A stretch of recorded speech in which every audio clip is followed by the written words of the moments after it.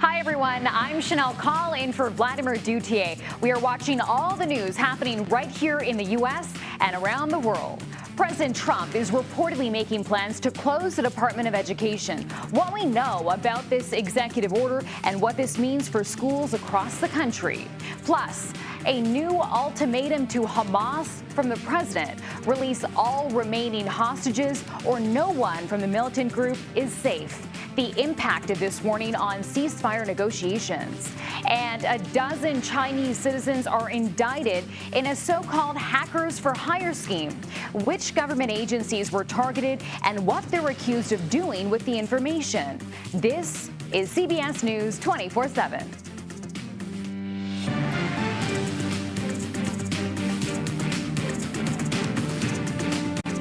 All right, we start in Washington this hour, where CBS News has now learned President Trump is expected to issue an executive order to shutter the Department of Education. The department was created by Congress in 1979, and it would take an act of Congress to now fully dismantle it. For more on this story, I want to bring in CBS News correspondent Natalie Brand live at the White House for us. Natalie, explain, could this executive order for the DOE lead to a showdown with Congress? Well, absolutely, Chanel, because as you noted, this would require congressional approval to actually close the Department of Education. But from what CBS News has confirmed about this executive order, we believe it would aim to take steps to dissolve the Department of Education, noting to the extent appropriate and permitted by law. As we know, this was something that the newly confirmed Education Secretary Linda McMahon was grilled about during her confirmation hearing, in which she said that, she agrees with the president's goal, the administration's goal of returning more oversight to the states. Notably, she was asked if the Department of Education is downsized, would states and localities still receive the federal funding, which they currently do receive? And she responded yes. She also, during that hearing, acknowledged that this would take congressional approval. So the big question that's outstanding is, what steps could the administration legally take to continue to shrink the department? We already know that there have been layoffs. So what other directives could be issued? In a new memo by Linda McMahon to staff, she alluded to an overhaul and, again, increased state oversight. Already, teachers groups and Democratic lawmakers, but notably teachers groups, are pushing back, saying that they will fight this tooth and nail, saying that really the goal of the department is to level the playing field, and they worry that any steps to dismantle it, would really hurt students in particular states where there are less state resources. I want to read you a quote from the president of the American Federation of Teachers Union, Randy Weingarten. She says trying to abolish it, which, by the way, only Congress can do, sends a message that the president, quote, doesn't care about opportunity for all kids. She goes on to say maybe he cares about it for his own kids or his friends' kids or donors' kids, but not all kids. So that's the message today from teachers unions. But certainly this order, when it is eventually signed, would face a lot of pushback, Chanel. And Natalie, we're also learning tens of thousands of Veterans Affairs jobs stand to be eliminated. Explain why. Yeah, so in an internal memo obtained by CBS News, VA leaders say that they want to return the Veterans Affairs Agency to staffing levels from 2019. This is part of efforts, we know, by the administration, by the Department of Government Efficiency, to try to downsize the federal government, telling agencies to submit plans for downsizing. The department, or the VA, was significantly expanded during the Biden administration, in part to try to provide more coverage for veterans through the PACT Act, which provides coverage for exposure to toxic burn pits, which you may remember. So what we could be looking at is tens of thousands, up to 70,000 employees potentially cut. Again, Democratic lawmakers, VA groups fighting back, particularly noting that a number of these employees that have been fired are veterans themselves, Chanel. All right, Natalie Brand live at the White House for us. Thank you. Canadian lawmakers say they are unwilling to lift retaliatory tariffs on the U.S. if President Trump leaves the tariffs on Canada in place. The firm stance comes after President Trump spoke with Canadian Prime Minister Justin Trudeau yesterday. The president lashed out on Truth Social after the call, blaming the prime minister for not doing enough to stop drug smuggling along the Canadian border. I spoke with Ontario Premier Doug Ford yesterday, who told me the U.S. should be more concerned with China than his country. The tone is, nothing's for sure right now, and that's very concerning. As I always say, the only country that's benefiting from this squabble, if you want to call it that way, that is China. As China is flooding markets around the world, undercutting American and Canadian workers, and they're sitting back laughing, watching the two closest friends and allies fight a tariff war. And you're now taking a live look at the Dow, which, by the way, dropped more than 500 points after the opening bell. All three major indexes rebounded yesterday after 2 down days. So for more on all of this, I want to bring in CBS News Money Watch correspondent Kelly O'Grady here live for us inside Studio 55. Kelly, great to see you this morning. A lot to break down. The White House allowed this 1-month exemption, but this only applies to tariffs on cars and car parts. So why the reversal for this particular sector? So the president spoke with the 3 major automakers in the U.S., so Ford, GM, and Stellantis, and they made the argument that, look, we are going to see reciprocal tariffs go in place on April 2nd. And so basically that means if we tariff, or if they tariff us, we tariff them. And they made the argument that their competitors in the automakers space, so think the European car makers, the Asian car makers, have an advantage during this 1 month if tariffs were to go into place on the American automakers. So that was the argument. I think what's interesting is 1 month doesn't really give them a lot of time to move manufacturing here. So I am curious if they made some concessions of, hey, we are going to build plants in the U.S. Right. If that exemption may continue. Okay. Yeah, pause for 1 month. We'll have to see how this plays out after that. I wonder how the CEOs of some big major American retailers are responding to the possibility or the prospect of increased prices. So Target CEO came out this week and said, look, you could see prices increase at the grocery store within a few days, right? You can't stockpile your avocados from Mexico. They're going to go bad.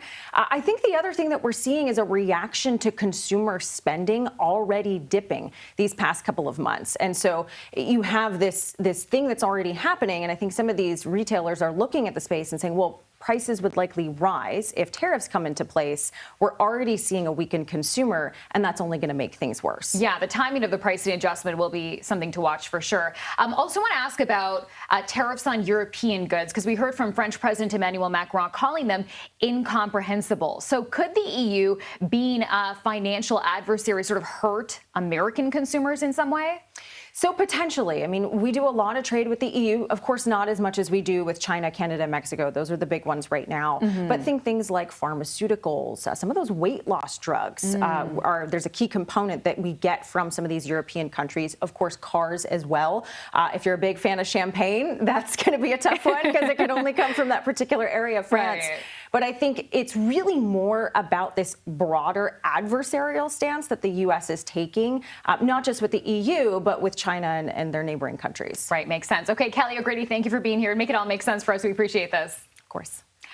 All right, turning now to the Middle East, President Donald Trump has issued what he has described as a last warning for Hamas to release all remaining hostages held in Gaza. In a post to Truth Social, the president warned the militant group that if it did not comply with this demand, not a single Hamas member would be safe, and he will send Israel, quote, everything it needs to finish the job.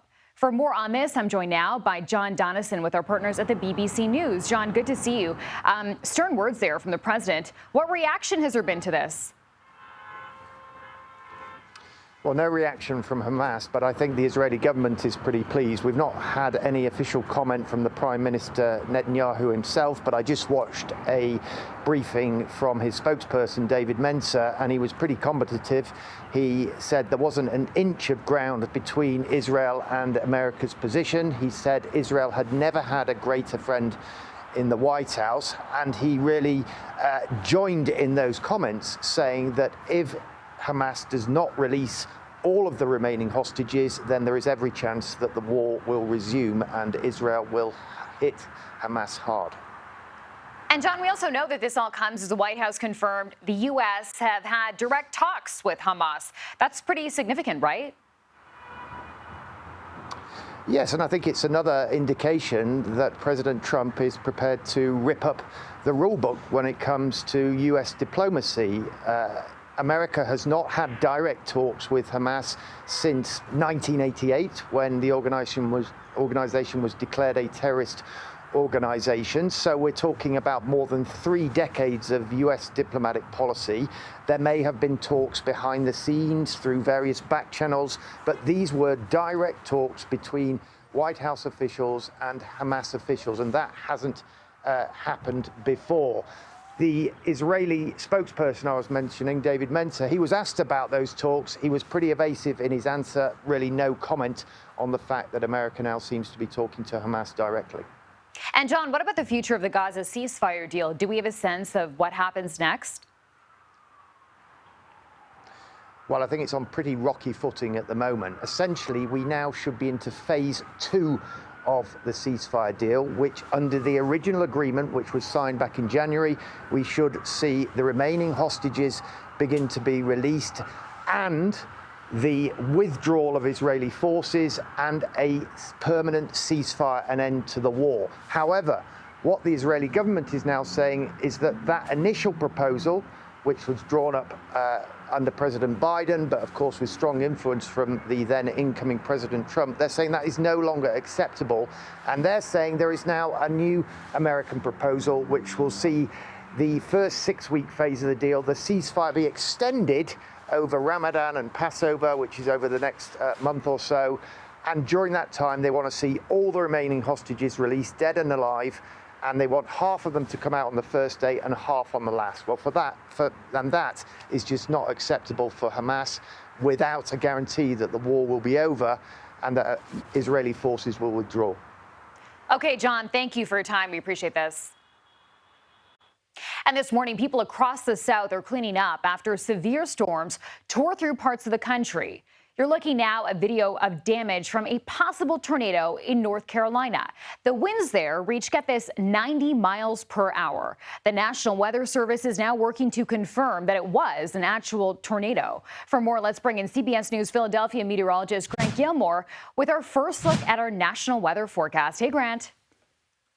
Hey, good morning. Look, we had really windy conditions across the country yesterday, even outside of those thunderstorms. That storm system that produced all of those winds and severe weather still slowly moving out of the northeast. But so snow building in on the backside with still gusty conditions. We've got several wind advisories and high wind warnings in effect across the Appalachians up into the northeast today. Meanwhile, another storm system developing back over the Great Basin into the southwest. That will bring snow and rain, even windy conditions, and a fire concern across West Texas over into New Mexico.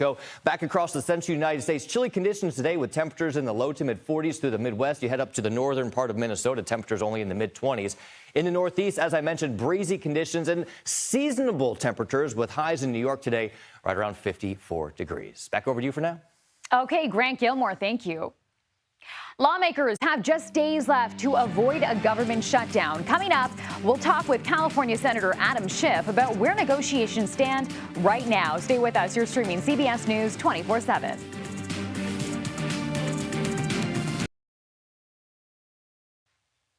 Welcome back. Congress has about 1 week to reconcile a budget before a government shutdown. But there are still serious questions about what both houses of Congress can actually accomplish. For more on this, let's bring in CBS News congressional correspondent Nicole Killian, who's following this story on Capitol Hill. And Nicole, you're with California Senator Adam Schiff this hour.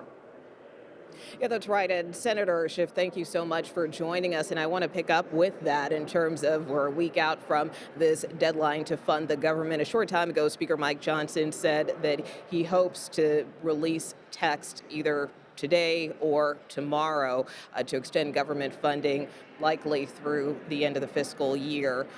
Is that something that you can support? I don't want to see a continuation of this slow death, the firings, the ignoring of Congress, the ignoring of our budgetary decisions. So no, that's not what I want to see. Now they're running the show, so they'll have the say.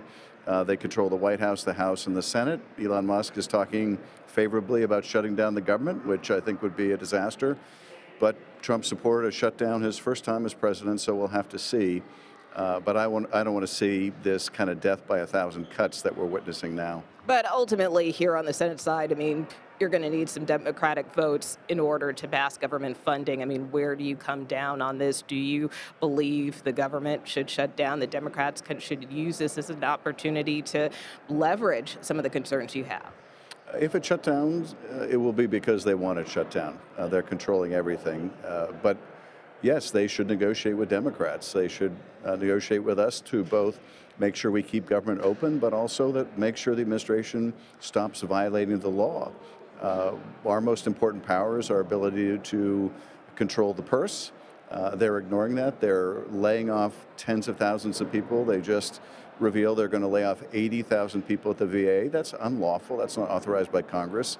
So we don't want to give them a long-term permission slip to continue these illegal actions. So I want some accountability, and I hope that's what we're negotiating for. But at the end of the day, the buck stops with the majority, and they're in the majority. And speaking of the majority, as you know, Elon Musk was up here talking to congressional Republicans. Many of them coming out of that meeting are talking about codifying some of these DOGE cuts into law. What do you make of that?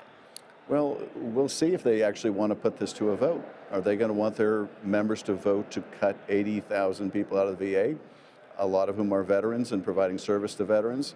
They apparently want to make cuts to Social Security now. Are they going to vote to cut Social Security? They're proposing massive cuts to Medicaid. I'd like to see them go on the record and have to defend those cuts. Better that they bring it to a vote than they hide behind Elon Musk and his 20-somethings. So I'll be surprised if they really want to bring this to a vote. But at the end of the day, they're going to have to vote on something to keep the government open. That's their responsibility as the governing party. We have enough chaos already with the tariffs that are on and then the tariffs that are off.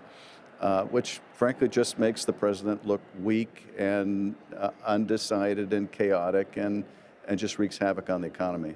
I want to turn to foreign policy for a second. In Ukraine, as you know, the Trump administration just announced a pause in intelligence sharing with Ukraine. I know you have called that reckless. At the same time, the administration has said this is just temporary. I mean, do you see this as a negotiating tactic? No, I see this as really a shakedown of Ukraine for their mineral rights, which is something that all Americans should be appalled by. We should be standing up to the Kremlin. We should be defending our Ukrainian and NATO allies. And instead, we are alienating our allies. We are betraying Ukraine. Trump is coming across as a weak sycophant of Vladimir Putin. This is antithetical to our national security interests, to our history, to our legacy of supporting democracies. It is a mistake of historic proportions, and it's going to mean that our allies around the world believe they can't trust the United States anymore, that we'll align with dictatorships, or we'll just go where their money is and we'll try to shake our allies down if we feel we have leverage. That's not who we are, and it's a shameful chapter of our history. And then lastly, I just want to ask you, obviously, we're on the tail end of the president's joint address earlier this week. I know that you were there and in attendance. I know Democrats have gotten some criticism for how they responded to that address. We, of course, saw the ejection of Congressman Al Green. You know, what was going through your mind in that moment in terms of being in the chamber? And do you think Democrats responded in the right way? What was going through my mind is for a whole hour and 40 minutes, as President Trump talked, he said nothing that would really matter to average families that are trying to get by. He had no plans to reduce costs. In fact, costs have been going up. He had nothing to offer Americans unless you are fabulously rich. He had a tax cut for billionaires and large corporations. So I kept waiting for a whole hour and 40 minutes for something to meet his campaign promises, but found nothing. And I don't want to take the attention off that. But what is the path forward for Democrats in terms of your strategy? Well, to continue pointing out that they are failing to deliver for the American people. What I'm fighting for is to make sure that families can afford a place to live. And I'm working on bringing down the cost of housing and bringing down the cost of childcare. They could care less. Right now, they're all about slashing jobs, firing veterans, firing firefighters, and for what? To raise the money for a tax cut for large corporations and wealthy people who don't need it. That's what they're about. That's what I'm keeping my focus on. And watching that State of the Union, it was a lengthy address about nothing that really will meet the needs of ordinary people. Well, Senator Adam Schiff, we thank you so much for your time and for joining us. Chanel, we'll send it back to you. All right, Nicole Killian, thank you. We're now learning more about an alarming hackers for hire scheme unveiled by the Justice Department. The targets reportedly included U.S. government agencies and were allegedly directed by the Chinese government. CBS News Homeland Security correspondent Nicole Skanga has more. Dubbed Silk Typhoon, the U.S. says it uncovered a years-long Chinese espionage campaign targeting U.S. government agencies, Chinese dissidents, and news organizations worldwide. Among the targets, according to court documents, the U.S. Defense Intelligence Agency, the U.S. Department of Commerce, and the New York State Assembly. What's really notable about them is the volume and the intensity of how many organizations they choose to compromise. Charles Carmichael is the Chief Technology Officer for Mandiant, Google's cybersecurity consulting firm. There's a number of contracting organizations in China that conduct hacking operations and ultimately steal data from Western organizations. Behind some of the alleged breaches is a hacking company known as iSoon, a major player in China's hacker-for-hire ecosystem. The Chinese government paid iSoon between roughly $10,000 and $75,000 for each email inbox it successfully infiltrated, according to court documents. Deploying software capable of taking over victims' X accounts, bypassing multi-factor authentication, and allowing cybercriminals to send, delete, and forward tweets. That tactic used in order to understand public opinion outside of China. And the State Department's Rewards for Justice program is offering a up to $10 million bounty for any information regarding this sprawling hack and steal operation. Chanel. And Nicole, this comes as serious cuts are now being made at the nation's top cyber defense agency, CISA. How might those cuts affect investigations and incidents like this? There are serious concerns, Chanel, from serious people. I mean, NSA Cybersecurity Director Rob Joyce, former, we should say, who had retired back in November, was on Capitol Hill yesterday and said, you know, the cuts will have, quote, a devastating impact on cybersecurity and national security, you know, for this country, but also really worldwide. CISA cut 130, actually more than 130 probationary workers in what is known as the Valentine's Day massacre that took place last month. And that might sound like a small number, but it's actually 4% of the nation's top cyber defense agency there. Many of those individuals were recruited specifically to detect and to eradicate foreign adversaries, insider threats, China, Russia, Iran, from the United States' aging critical infrastructure, the nation's pipelines, airports, energy grid, and water system. I spoke with one former employee who was fired. Her name was Kelly Shaw. We shared her story on CBS Mornings Plus. She ran a program installing sensors to detect these kinds of threats throughout U.S. critical infrastructure. Important work. She was the only person who did what she did, no longer at the agency. Chanel. All right, really fascinating. Thanks so much, Nicole. Thank you. This is the damage left behind after several bombs were accidentally dropped on a village in South Korea. What we know about the military mistake coming up next. Stay with us. You're streaming CBS News 24/7.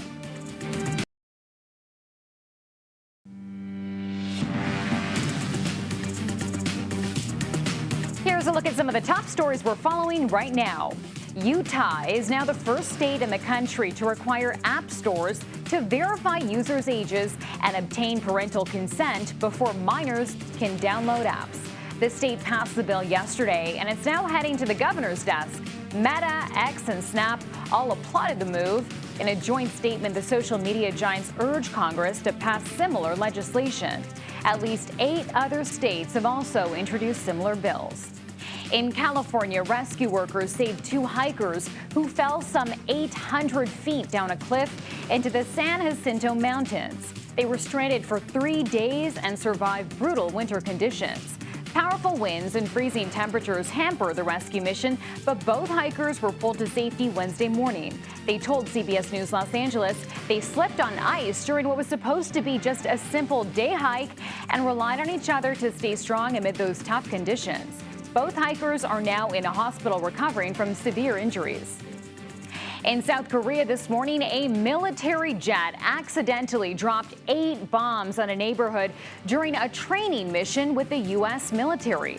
At least 8 people were injured and several homes were damaged. South Korea's Air Force says it is now investigating what happened. One official told local media a pilot put the wrong coordinates for the intended target. European leaders are holding an emergency meeting in Brussels to discuss its newly expanded role in the war in Ukraine. This comes as the White House now confirmed it has paused sharing intelligence with Ukraine. I want to bring in CBS News foreign correspondent Ramy Inocencio for more on this story. Ramy, let's start with the meeting. What's on the agenda there? Chanel, hey, good to see you. Yeah, the goal of this emergency meeting is to find ways to support Ukraine, to rearm Europe in case the U.S. does pull support. And doing both of those things require finding hundreds of billions of dollars of funding. EU President Ursula von der Leyen, for example, has said 800 billion euros. That's about $850 billion.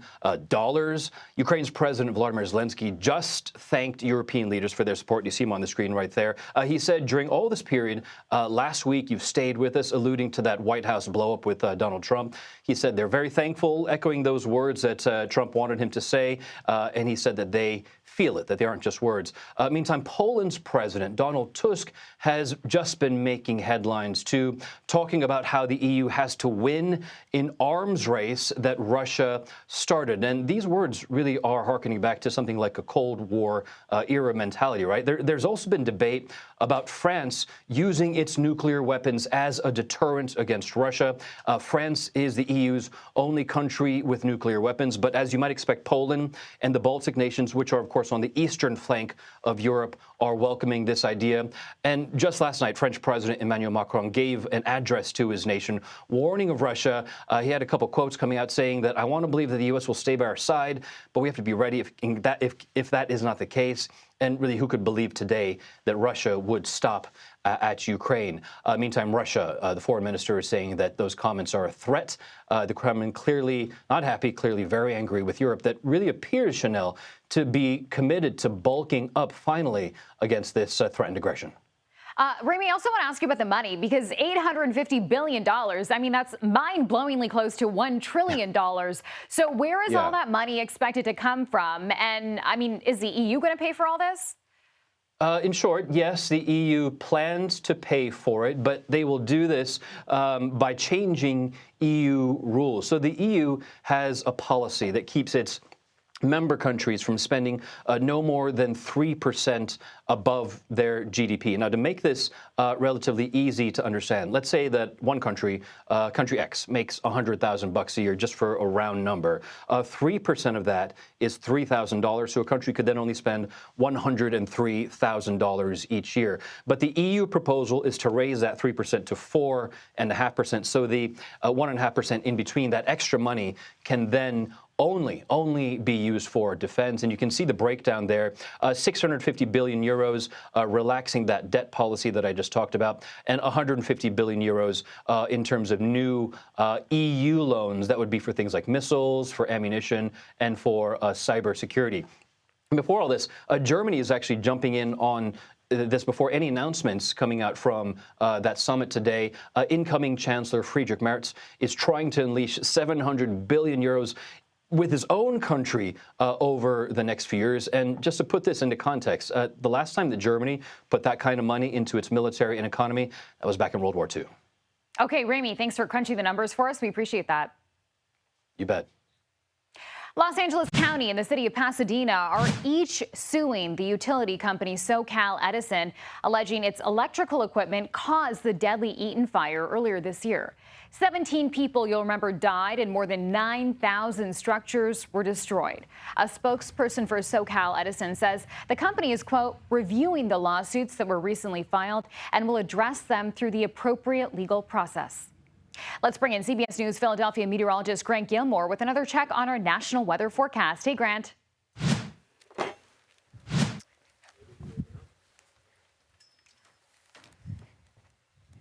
Hey there, guys. We're tracking a couple of systems moving across the country right now. And actually, let's head over here. Let's look at the national map where we've got two systems. One's departing over the northeast, and then this new system that is moving across the Great Basin into the desert southwest, obviously producing some snow. But both of these systems are responsible for very gusty conditions out there. Let me bring you back over to this monitor here, and we can talk about some of those gusty conditions as this departing system moves out of the northeast today. We've got several wind advisories and high wind warnings in effect from the northeast all the way down the Appalachian chain into western North Carolina today, where some wind gusts are going to potentially be as strong as 40 to 50 miles per hour. Look at the forecast here as we go throughout the day. Today, you see places like Philadelphia looking at those 40 to 50 mile per hour gusts, even down to D.C. and even Winston-Salem, North Carolina. Very gusty conditions, not as windy tomorrow, but still a breezy day tomorrow. And then there's that system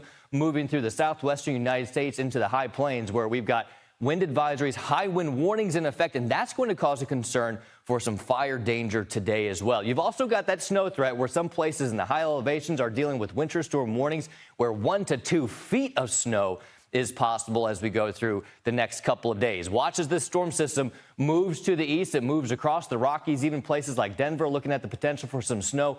Gusty winds. We'll also have to watch for some low elevation rainfall down there in Southern California and that threat for mudslides. As we go east, those windy conditions are going to create that fire danger across West Texas. That takes us into tomorrow before that system moves to the east as we make our way into the second half of Friday and then into the weekend as well. So we'll track that system, and we've got a look at the whole national forecast, looking at mild temperatures across the south here coming up in just a few. Back to you.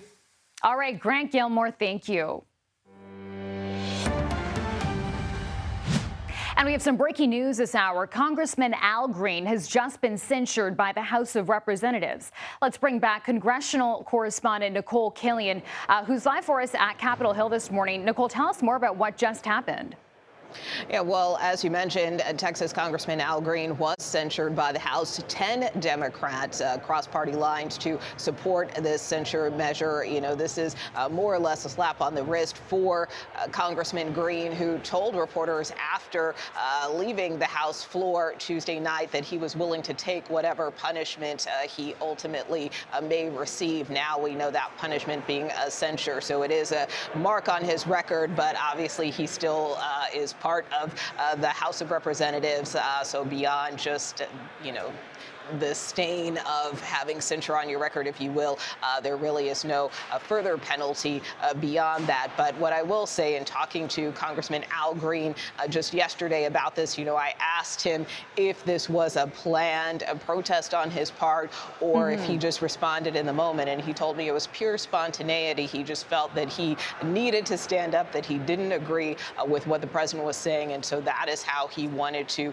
express his disapproval. Interestingly, I would note, Chanel, obviously the House is now in recess, but right after this censure vote took place, there were a number of members that surrounded Congressman Al Green on the floor, some singing with him side by side. But that moment then became contentious as the Speaker adjourned the House. And I'm told by one of our House producers that there has been some bickering between Republicans and Democrats about this demonstration by some House Democrats on the floor trying to show their support of Congressman Al Green. So the drama continues. Yeah, Nicole, and I just wonder what this says or means for what's acceptable on the House floor in terms of tone and tenure during what is such a divisive time in American history. Yeah, that's right. I mean, obviously, you know, here on Capitol Hill, there is a sense, an expectation of decorum. But as we know, our politics has become very polarized in this country, and here in Congress, it is no different. And so emotions continue to be very raw and have been this way for some time now. You know, I would say certainly we saw right after January 6th, that was a very divisive moment for many lawmakers, a traumatic moment, but one that did polarize lawmakers further. And of course, now in light of the second Trump administration, that has also divided Republicans and Democrats a bit more. And so that's why you're seeing kind of some of these emotions just coming out in full display. A fiery moment for sure. Nicole Killian, thank you. You bet. In a major shift, the Trump administration is set to allow Idaho to fully enforce its strict abortion ban. What this decision means for the state and the fight for reproductive rights nationwide. Stay with us. You're streaming CBS News 24/7.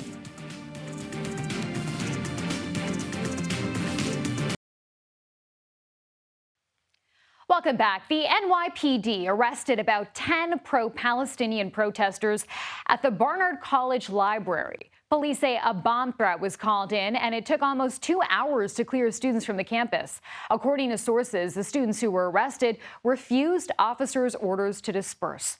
Investigators did not find any explosives, and it's unclear if the students will be disciplined. The Justice Department has moved to drop its lawsuit against the state of Idaho over its strict abortion ban. The case was brought by the Biden DOJ and sought to protect the right for abortions during emergency situations. This is, by the way, the first abortion-related case the new administration has taken on. Let's bring in CBS News legal contributor Jessica Levinson for more on this story. Jessica, just start off by explaining this case to us and where we're at with it in the legal process. Yeah, so this is a case exactly where as you said, where there's a federal law that says essentially when you walk into an emergency room, you're entitled to emergency treatment, whether or not you can pay. And then there's a state law that says no abortions other than to save the life of the mother, not the health of the mother, but the life of the mother. And what the Biden Department of Justice argued is that the federal law would provide for emergency medical treatment for situations where women's not just lives, but health was at risk. And so the basic argument was you have a federal law that conflicts with a state law. The federal law would require or allow abortions in more situations than the state law. And this is a case that went up to the Supreme Court.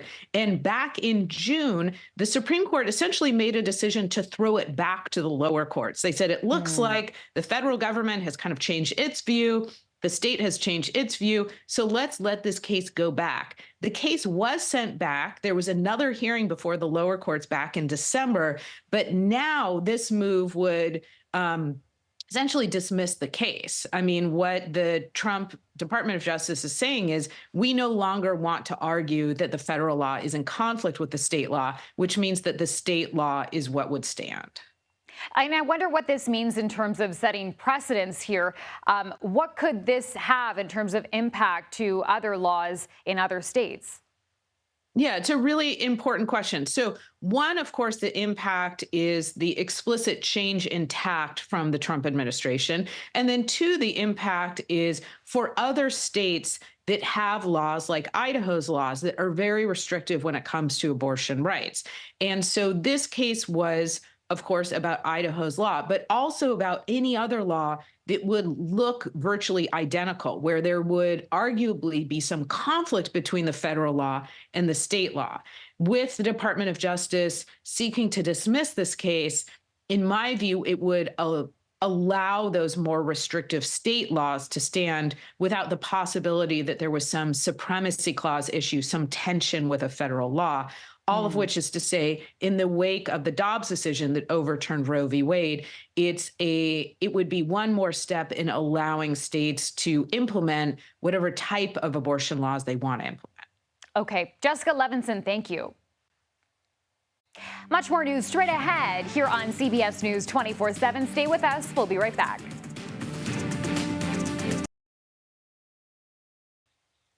A Colorado homeowner's decision to look at his home surveillance footage helped solve a 7-year-old kidnapping case. CBS News Colorado reporter Gabriela Vidal explains how. A split-second decision. Normally, I'll just scroll through, I'll just ignore it. I won't look at it. To peek at home surveillance video. My house has been up for sale for a couple weeks now, and so there's showings and people coming and going every day. Is all it took for Kyle Crone to help unearth 7 years of unanswered questions in the 2017 disappearance of a 70-year-old boy. That was shocking. Like, we're gonna go watch the Netflix documentary tonight. It was in the afternoon on February 23rd when Crone peeked at camera footage from his home for sale on Kellywood Way in Highlands Ranch. I notice, a male and a female kind of coming up to the house, and usually, like, couples will have a realtor, and I didn't see a realtor. The pair parked in the driveway. The woman walks up to the front door, while the man appears to walk onto the backyard and through the back door. I called the police right away. The second he goes in, the police are already showing up. I mean, they had to be there in, 2 minutes. When Douglas County Sheriff's deputies arrived to confront the couple, they also discovered 2 children sitting inside the parked car. And that's when it started to kind of unravel. The sheriff's office identified the couple as 40-year-old Rabia Khalid and 42-year-old Elliot Bourgeois.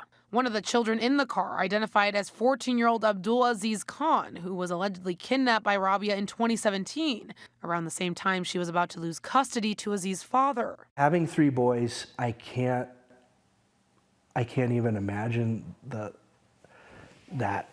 pain of that, even the thought of that. I'm happy that the outcome was a good one. A statement from the boys' family shared by the National Center for Missing and Exploited Children states, quote, "We're overwhelmed with joy that Aziz has finally been found. We want to thank everyone for their support over the last 7 years." For Crone, this stunning discovery is a reminder that the smallest choices, even as little as looking at a surveillance camera on his phone, can have a big impact. It's good to pay attention and to be observant. Some things that seem like nothing, I think moving forward, I'm going to pay a little more attention everywhere I go. Wow, what a crazy story. In a little more than an hour from now, a U.S.-made spacecraft will attempt to land on the moon. You're looking now at recent video from the Intuitive Machines Athena lander. It's a trip to the moon's south pole that would mark the second lunar landing by a private American company in just 1 week. The landing is set for 12:32 Eastern, so be sure to keep it right here on CBS News 27 with us for full team coverage. All right, let's bring in CBS News Philadelphia meteorologist Grant Gilmore with a last look at our national weather forecast. Hey, Grant.